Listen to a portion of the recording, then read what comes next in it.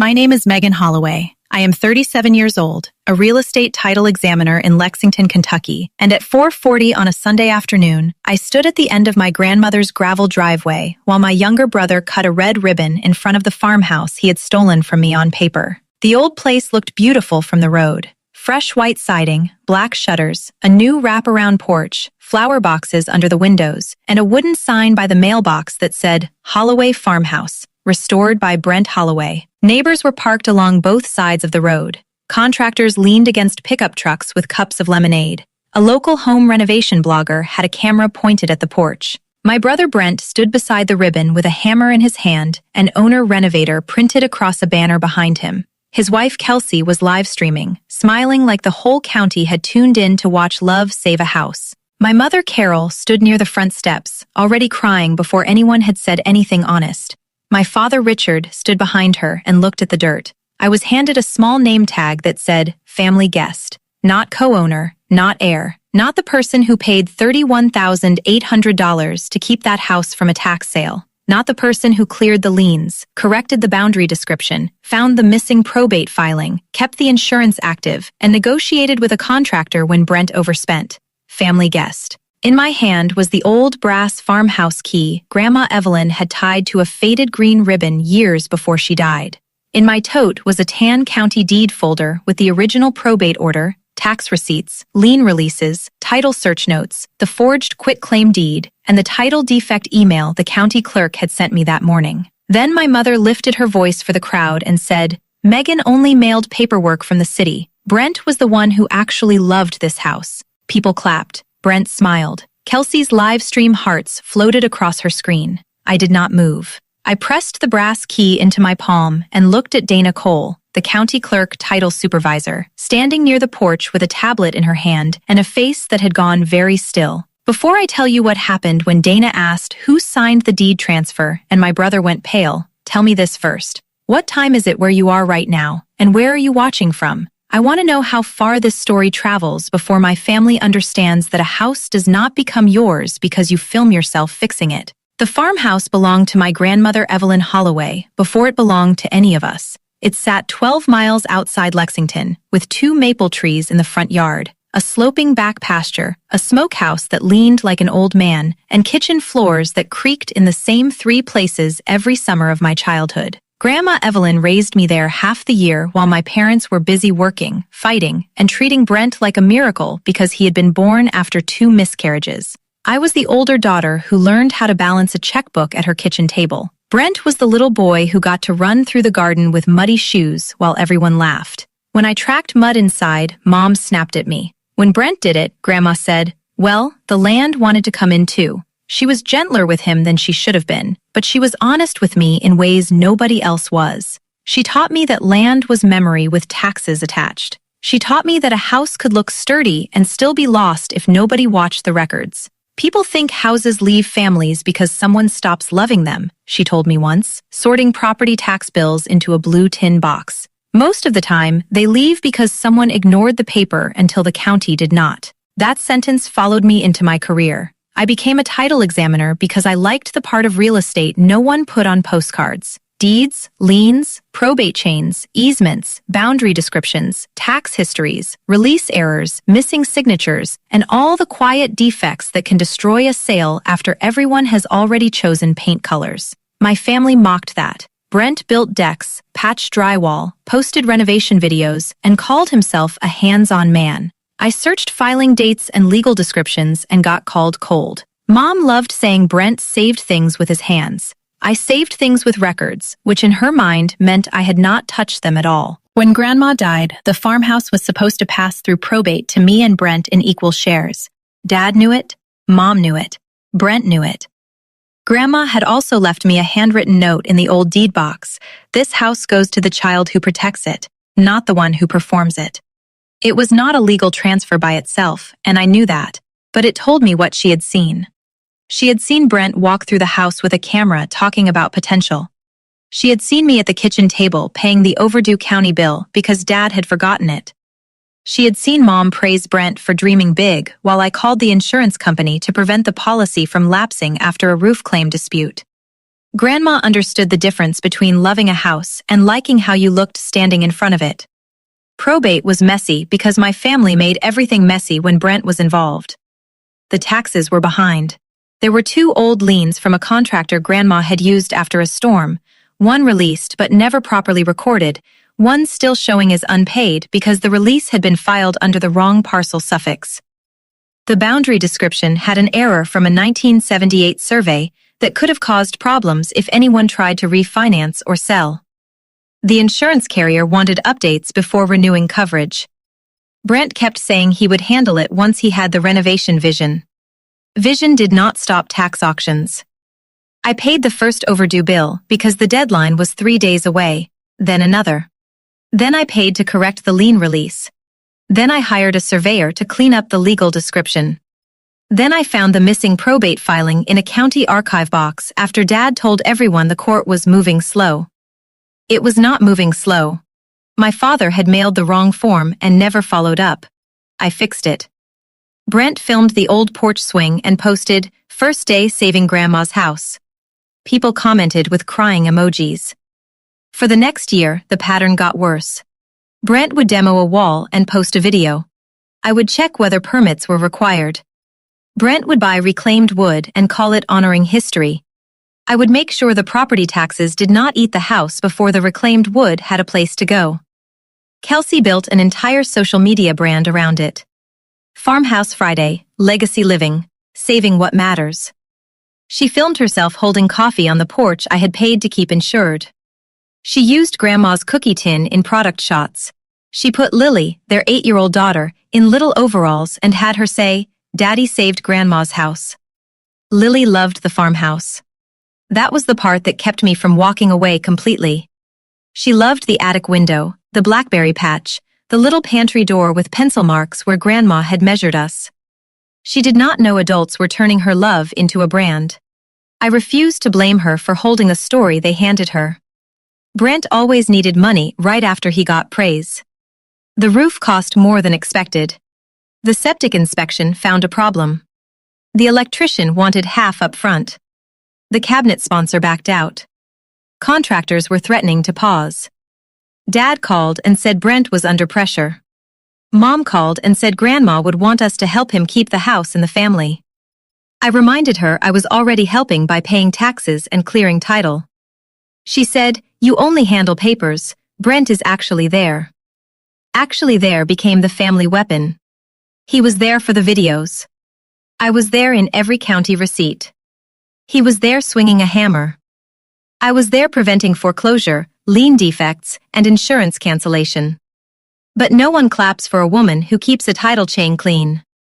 The first time I suspected they were moving beyond erasure into theft, Brent texted asking for a copy of my signature from a county authorization form.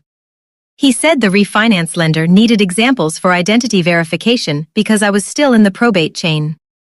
I told him the lender could contact me directly. He sent a thumbs up and never asked again. A week later, Kelsey posted a video captioned, "We finally got the paperwork clean.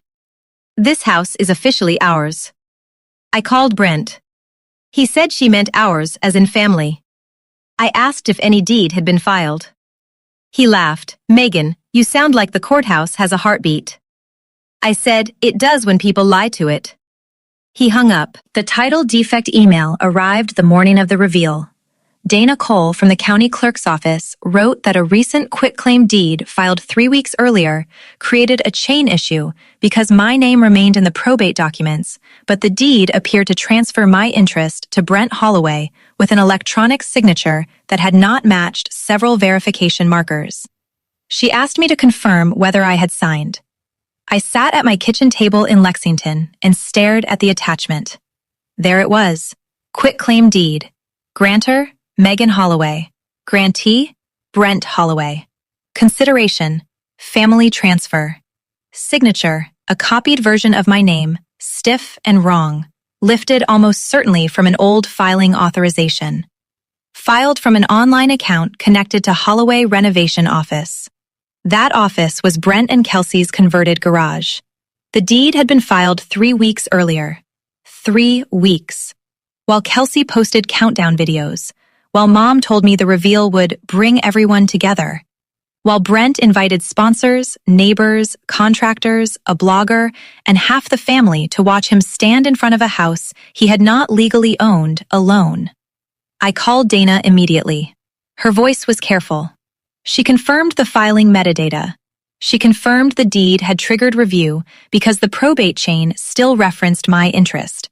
She confirmed that if the quitclaim was invalid, Brent's refinance scheduled in 48 hours would not close cleanly.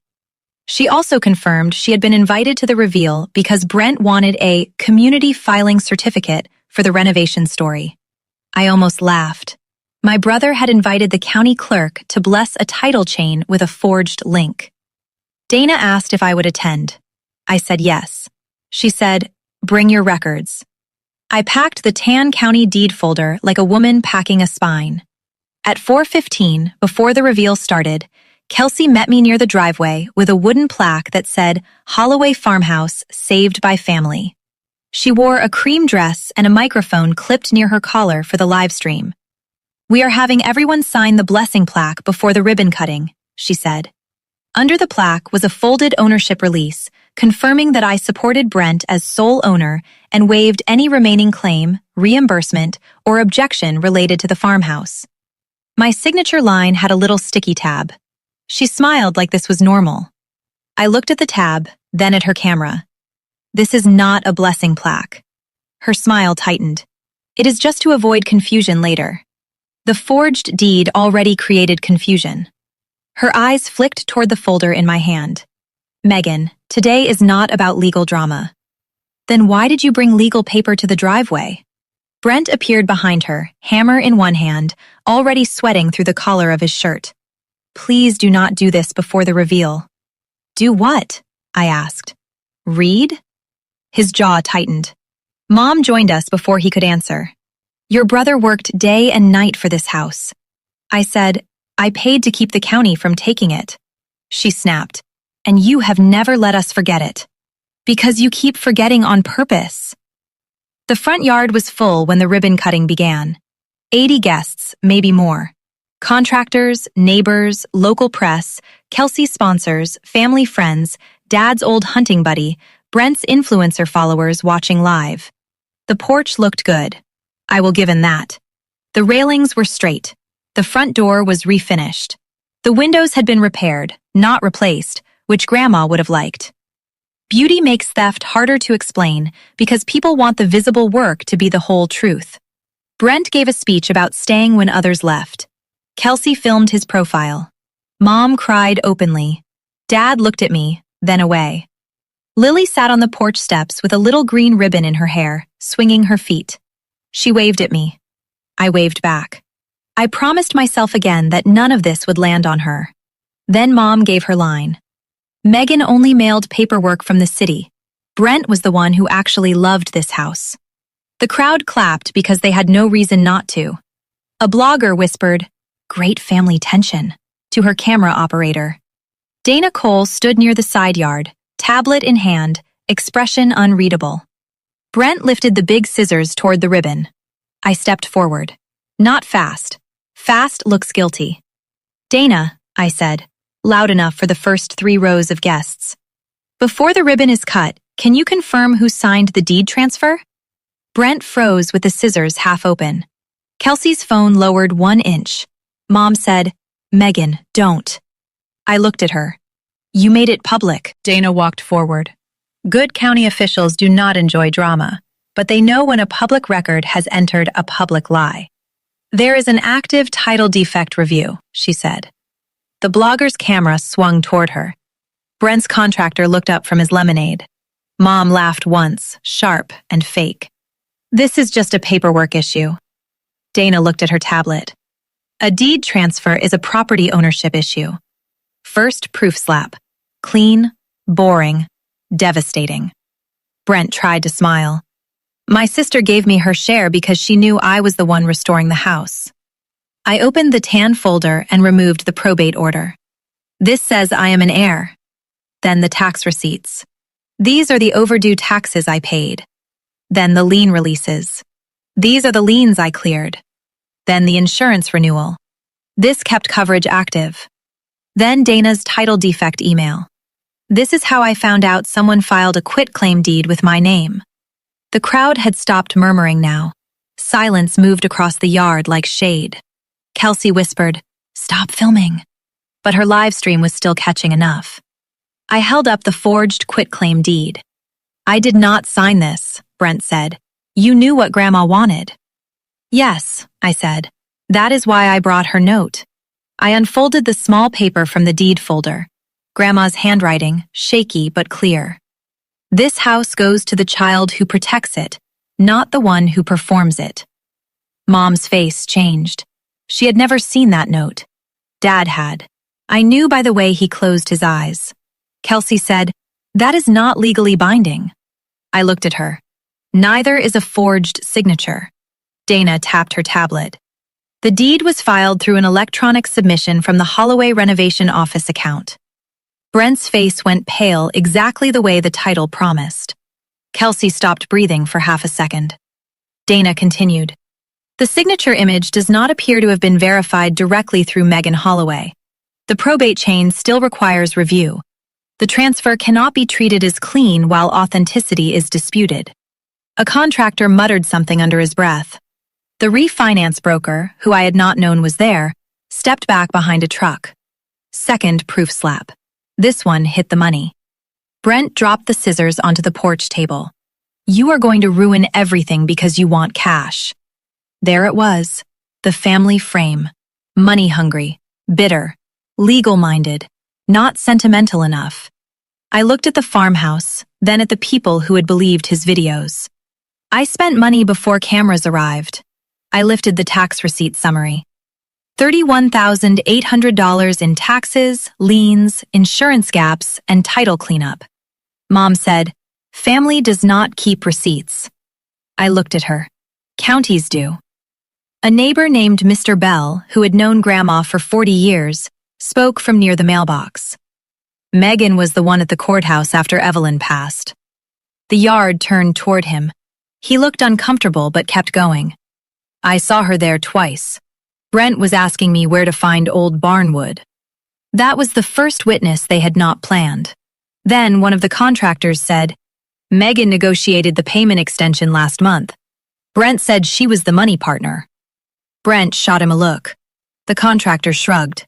"You did." Third proof slap. People who perform ownership forget how many side conversations become witnesses. Mom stepped toward me, voice shaking with rage dressed as grief. "Your grandmother would be ashamed of you doing this in front of everyone." I held up the brass key on the faded green ribbon. Grandma gave me this key because she knew a house needs more than a man with a hammer. Lily stood from the porch step, eyes wide. Brent saw her face and snapped, "Don't bring my daughter into this." I turned toward Lily immediately. "None of this is your fault, sweetheart." Dana's eyes softened, and Kelsey moved to pull Lily inside. But Lily looked at her father and asked, "Did Aunt Megan own it too?" No one answered. Children ask the cleanest questions because they have not learned which lies keep adults comfortable. Kelsey tried to take control through the live stream.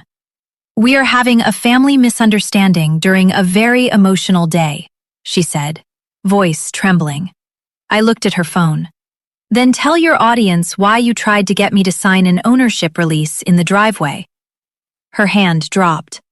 The blogger beside the azaleas whispered, "Did she say ownership release?" A sponsor rep from a paint brand stepped away from the porch display. Kelsey's farmhouse brand began losing color in real time. Dana asked Brent directly, "Who uploaded the quitclaim deed?" He looked at Kelsey. Kelsey looked at Mom. Mom looked at Dad. Dad looked at the farmhouse. The family chain of avoidance had never been clearer. "My office handles uploads," Brent said.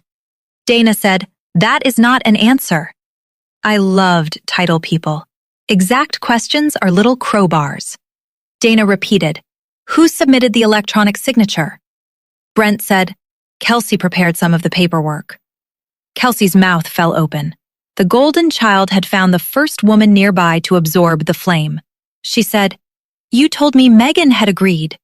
Brent hissed, "Not now." Not now was always when the truth arrived. Dad finally stepped forward. He looked smaller in the front yard than he had in my memories.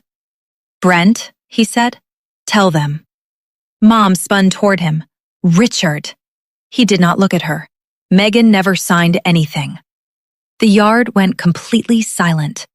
Dad swallowed. "She paid the taxes, she cleared the liens, she kept the house from auction." I had waited years for those words.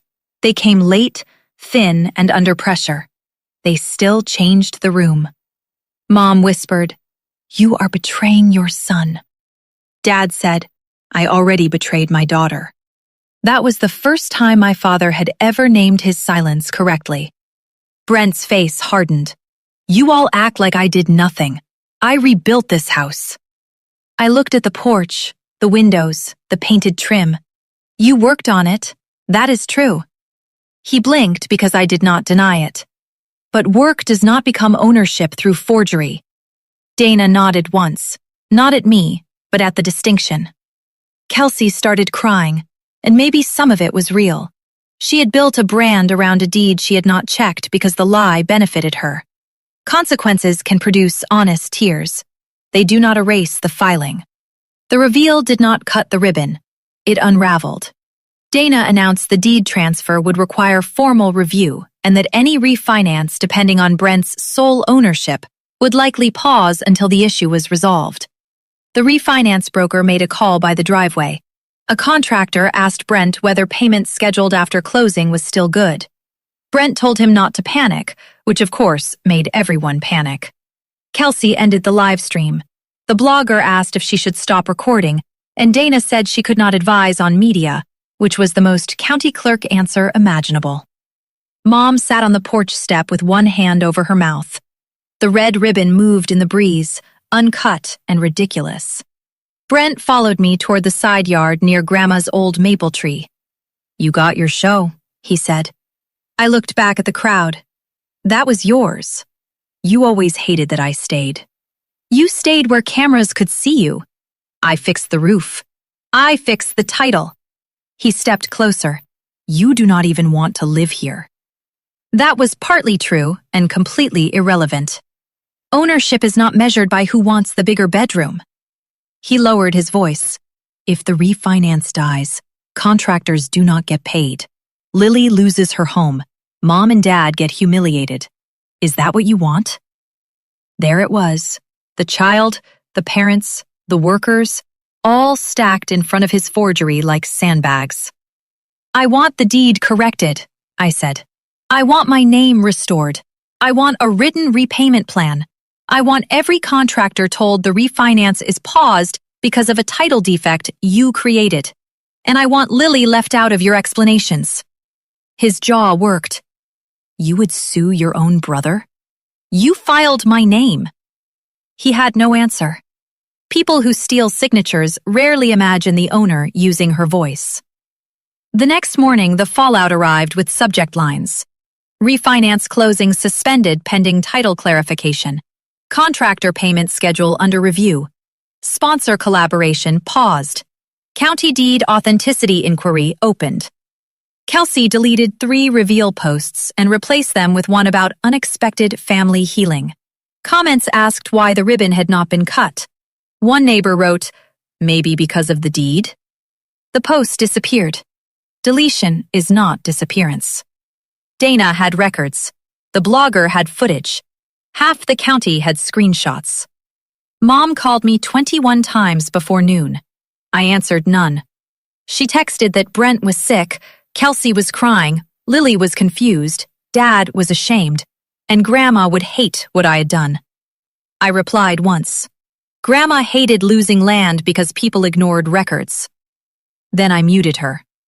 Dad called later from the farmhouse porch. He said, "I'm sorry." No preface, no excuse, just the words. I sat at my desk, looking at the brass key. "When did you know?" He was quiet. "When Brent asked me if your old authorization form had a clean signature." My stomach turned. "And you did not call me?" I wanted to believe he was just checking. "No, I said. You wanted not to choose. He cried then. I let him. I had spent years softening everyone else's consequences. That day, I let his reach him. The formal review happened in a county office 2 weeks later. Beige walls, fluorescent lights, a laminated map of property districts, and a conference table that did not care about renovation videos. Present were Dana Cole, me, my attorney, Brent, Kelsey, Dad, Mom, the refinance representative, and a county recording supervisor.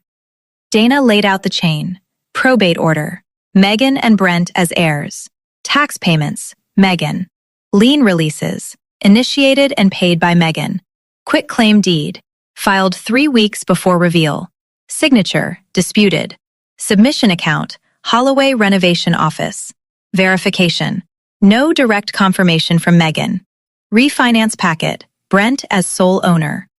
Dana asked Brent, did Megan Holloway sign the quitclaim deed? Brent stared at the table. Kelsey cried quietly. Mom whispered, Brent. He said, no. 1 syllable. Late. Not enough. Still official. Dana wrote it down. Kelsey said she believed Brent had permission. Brent said he thought family agreement was understood. Dana said, property transfer requires actual execution, not understanding. Mom said I had abandoned the farmhouse emotionally. Dana looked at her and said, emotional abandonment is not a deed category. I almost smiled. County language can be poetry if you have been lied about long enough. The forged quitclaim was referred for further review, and Brent's sole ownership claim was invalidated. My interest remained. The refinance could not proceed as structured. Contractors would need new payment arrangements. The farmhouse was not taken from him. It was taken out of his lie. The harder part came with Lily. Brent brought her to the farmhouse one Saturday, when I was meeting a title attorney and thought no children would be there.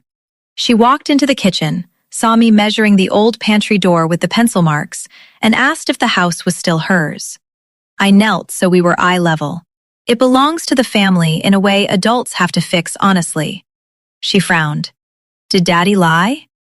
I did not want to answer, but children know when adults switch to fog. Daddy made a serious mistake with papers that mattered. She touched the brass key on the table. Grandma Evelyn gave you that? Yes. Then you protected it? My throat tightened. I tried. She nodded and went outside. Later, Kelsey told me I had confused her. I said, no, you did. I just refused to add another lie. Brent and I eventually reached an agreement, but not the one he wanted. I did not sign away my share. I did not force an immediate sale either. We created a legal ownership structure with my interest restored, documented reimbursement for the $31,800 I had paid, a lien against Brent's share for part of what he owed, and strict limits on refinancing, brand use, and future transfer attempts. If he wanted to live there and continue renovating, he could, but he no longer got to call it his alone. Kelsey had to correct the website. Holloway Farmhouse went from saved by Brent Holloway to restored by the Holloway family, with a legal note that ownership was shared. She hated that. Good. Accuracy often irritates people who preferred applause. The sponsors pulled back from Kelsey's brand for a while. Not all of them, but enough. The local blogger never posted the glowing reveal story. Instead, she wrote a cautious piece about inherited homes, title records, and the risk of family deed disputes during renovations. She did not name us directly, but everyone knew. Brent lost the refinance deal and had to renegotiate contractor payments. He stayed angry longer than he stayed sorry. Mom stayed furious longest of all, because the reveal had been the public proof that her son was the hero, and I had turned it into proof that her story needed a filing stamp. She told relatives I had used legal tricks to steal half of Brent's home. I sent the family group chat the probate order and one sentence: "You cannot steal what was already yours." Nobody replied. 6 months later, I opened Holloway Title Defense as a side practice first, then full-time. I helped heirs, widows, daughters, caretakers, and families protect inherited homes from forged deeds, quitclaim pressure, tax sale threats, lien surprises, probate manipulation, and emotional blackmail dressed up as family paperwork. My first workshop was in a library room with 12 people and a projector that kept flickering.